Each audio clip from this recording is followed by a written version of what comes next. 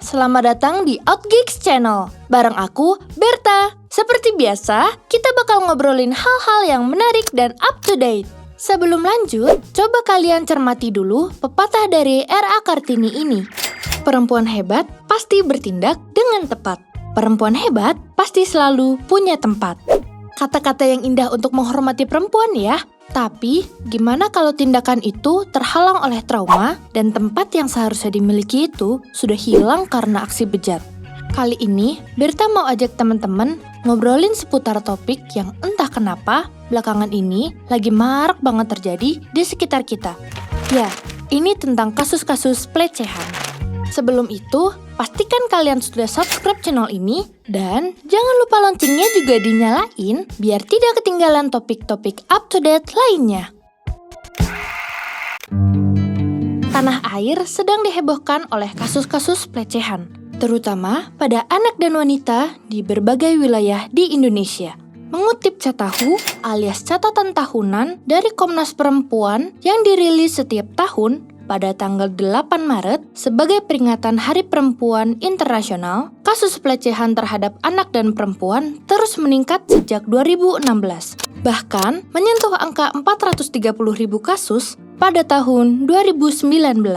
Angka ini sempat turun jadi 300.000 kasus pada tahun 2020 karena pandemi COVID-19, di mana korban tidak berani lapor, kurangnya literasi teknologi, kurangnya komunikasi dan dukungan dari keluarga terdekat, badan hukum yang membatasi layanannya karena lockdown, serta model layanan pengaduan online yang saat itu belum siap sepenuhnya. Perlu teman-teman ketahui juga, jenis pelecehan terhadap perempuan yang paling menonjol adalah di ranah privat.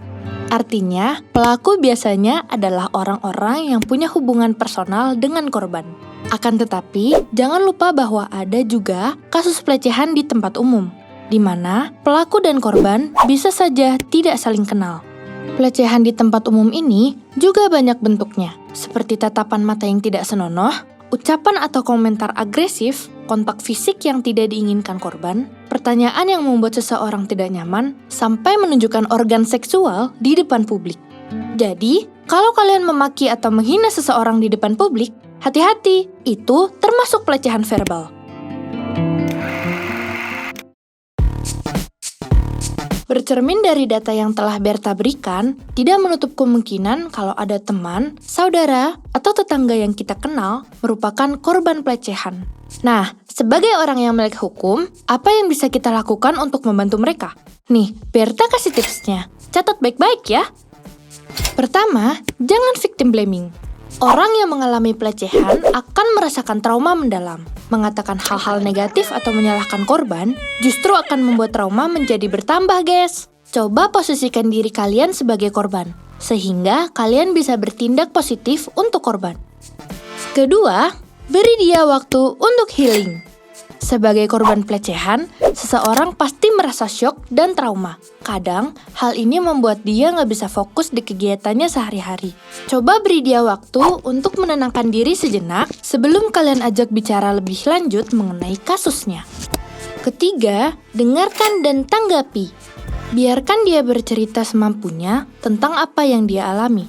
Akan lebih baik kalau kita berikan dukungan, bukan masukan atau komentar. Keempat, arahkan pada pihak yang lebih profesional. Ajak korban menemui psikolog atau tenaga medis perempuan untuk memastikan kesehatannya. Pada kasus-kasus tertentu, korban pelecehan harus menjalani terapi psikologi untuk mengobati traumanya. Kelima, ini yang paling penting, bawa ke ranah hukum. Hal ini penting banget, guys. Penting untuk korban agar dia merasa punya hak bersuara dan tidak merasa disudutkan, serta penting untuk pelaku agar mendapat ganjaran yang setimpal dengan perbuatan tidak beradabnya. Membahas soal hukum nih, pada November 2021 lalu, DPR mengusulkan draft terbaru RUU TPKS atau Rancangan Undang-Undang Tindak Pidana Kekerasan Seksual sebagai babak baru penegakan HAM di Indonesia.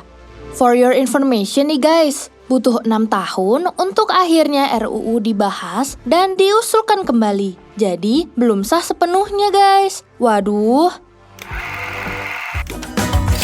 Semoga usulan ini cepat disahkan ya.